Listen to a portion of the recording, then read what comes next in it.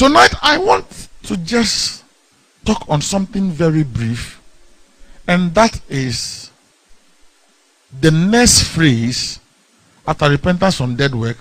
We call it faith towards God. Faith towards God. In this time and in this dispensation, we are growing in faith towards men and not towards God. So now it is about men of God and not the God of the men. And I have been saying this, that see, every man of God can do what the other man of God is doing if only and only he gets the opportunity the other guy gets. It is time and chance that happens to them all.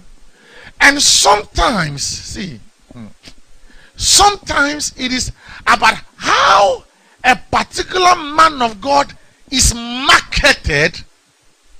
That is what makes people think that he is anointed. And how they market you shows whether you are anointed or not. You know, miracles takes place here. And a lot of things takes place here. But nobody knows why. Because we don't even have a video camera. I'm not bragging. But sometimes the things that comes out of my mouth, I don't hear anybody say it anyway. And some people will say a quarter of what I say, and the whole church goes into a jamboree. And they are hailing. Hey, they have not heard before revelation. It is a man who describes the muscle of meat in his hands that makes people accept what he has in his hands. If the muscle of meat in your hands, you say it is big, who dare say it is small? You say this is big. Nobody says it's small. But that aside, we have left God and we are following men. That is why now it is becoming increasingly difficult to live up to the expectation of your church. Because when they look at you, they see you as God incarnate. So you must be able to produce instantly, immediately, at once, by force. Why won't we give you red oil and blue oil and black oil and green oil? Why won't we give you that? The last time I heard something and it grieved my heart, I had a testimony from a man of God who was conducting deliverance on one young girl like that, whose auntie happens to be one of the biggest fetish priests in town. She comes on TV. And the young girl started confessing and saying things. My friend said for the first time he saw a Ghanaian movie in his church. He said they were praying for this young lady in his church. All of a sudden, the speakers that are hanging in his ceiling started falling down. And the small girl said that the dwarfs that followed her to church, when they were praying, the dwarfs were sitting on the speakers. And it was the dwarfs that were falling. And when they were falling, they fell together with the speakers. And he said they prayed up to a point in time, and the lady they were praying, laying hands on the lady, vanished. They opened their eyes. They opened their eyes. The lady was not there. And God told the man of God to walk out of the auditorium.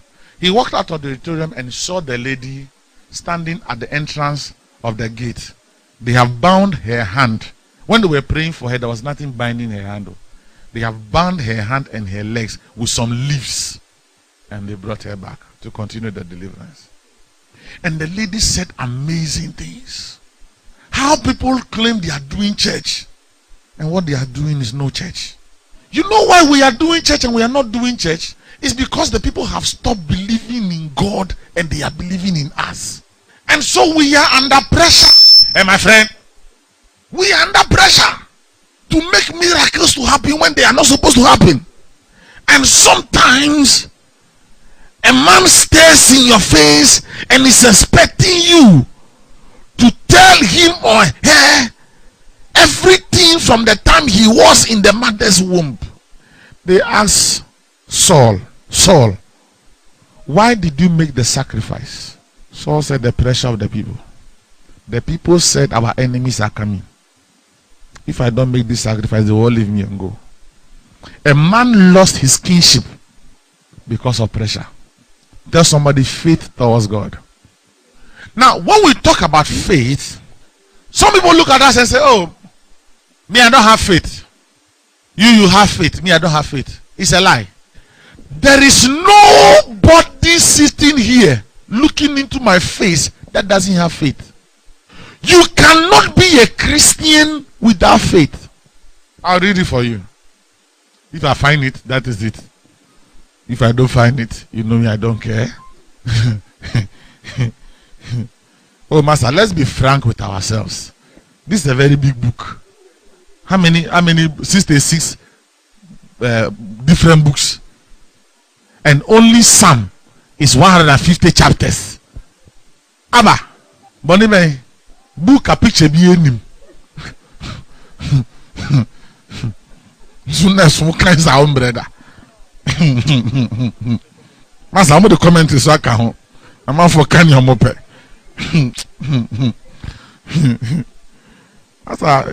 Master. Ephesians chapter 2, verse 8. Say, I want to bring us to a place where we come to church and it is not about pastor. This is what people don't want to hear. People want to hear, say, me, I have what it takes to make you have what you have. But no, I don't have what it takes. God is the one doing what he's doing through me, and I don't decide and tell God why he's doing what he's doing. Because the time, if I have to tell God why he's doing what he's doing, then I can decide and tell God, no, don't do it for this person. The day I have a say in what God does, then I can tell him who should do it for and who not to do it for. You see, I know you have read a lot of scriptures that tells you the power of men of God and stuff like that. Where are all of them in the Old Testament? 2 Corinthians chapter 20 verse 20. Believe in the Lord thy God and thou shalt be established. Believe in his servant the prophet and thou shalt prosper. Old Testament. And in the Hebrews chapter 1 verse 1 it says, God has stopped talking to us by prophets. He's talking to us by his son. That saith the Lord. That's it. And God is speaking. And sometimes you see, God speaks. And when God has finished speaking, we are going for confirmation from men. And the men also will say another thing. And when we finish, we are confused. Because what God said and what man is saying is different. Which one do we take? You see, I am not trying to tell you to disregard men or men of God. Because Bible says that Jesus Christ grew in stature and in favor. Some men have grown in stature and in favor before God. And God has given them some level of concession to do certain things and to guide your life. But you see, all these things must be to the edifying of the saints, not to lord ourselves over the people.